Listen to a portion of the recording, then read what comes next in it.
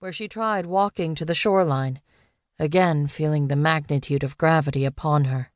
As she reached the bank of the lake, she turned from her house and stared across to the Clar orchard, and for the first time considered that she may, in fact, be alive. But how? Perhaps she had survived the blow from Hansel. That was possible. But not the water. Certainly she'd been underwater for hours, days even. Suddenly she felt a sharp cramp in her stomach, a pain indicator that straddled the area between nausea and diarrhea. She grabbed her belly and lurched forward, opening her mouth to vomit and unleashing what must have been a half-gallon of lake water. Another lurch, and more water flooded out.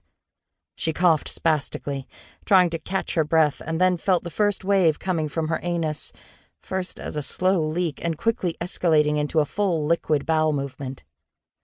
She stripped naked now, pulling off every piece of clothing, trying to rid herself of every ounce of weight, and then stood on the lake bank, simultaneously crouched and hunched, vomiting and defecating lake water by the gallons.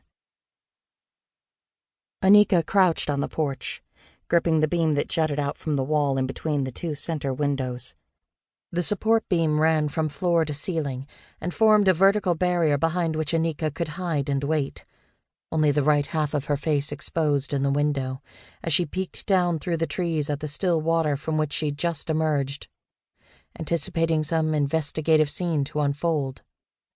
They would be coming shortly, no doubt, the system men, to dredge the lake or send in divers with cameras and the brightest of lights. They would search diligently for her corpse, summoned by Mrs. Clar, Anika's docile neighbor who had been captured in the crossfire of Anika's madness and taken hostage. The woman had seen the whole episode from only a few feet away, including Hansel's death blow, which had landed flush on Anika's temple and had sent Anika toppling to her death under 12 feet of murky water. But when they didn't find her, when the bottom sediment of the small regional lake rendered nothing, then what?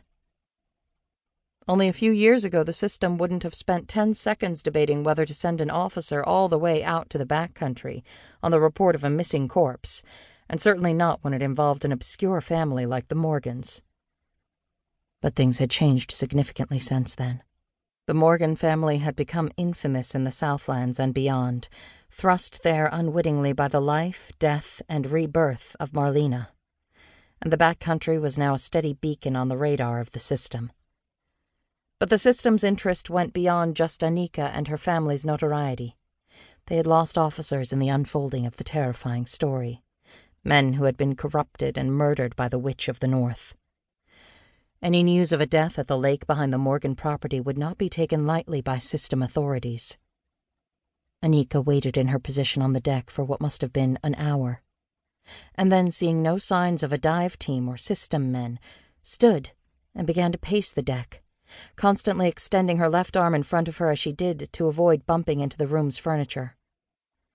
Her left eye blindness would take some getting used to.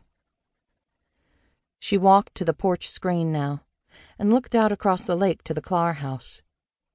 She thought of Hansel, and as the vision of her son rose in her mind, she collapsed to the floor and began to weep. The feelings of love and longing and protectiveness suddenly felt brand new, as if she'd never experienced them for anyone before. It was as if the continuous months of addiction had destroyed her ability to feel anything resembling caring or devotion. The potion had consumed her to the point of total immersion. Anika closed her eye now and let her thoughts go fully to the potion, exploring down to the depths of her cells whether the addiction still existed in her. She visualized ingesting one of the thin vials of liquid, the fluid which she had so delicately measured out and then handed over to Hansel to dispense. The decision to cede this power to her son had made him an accomplice to her addiction, and she'd always known it was a monstrous thing to do.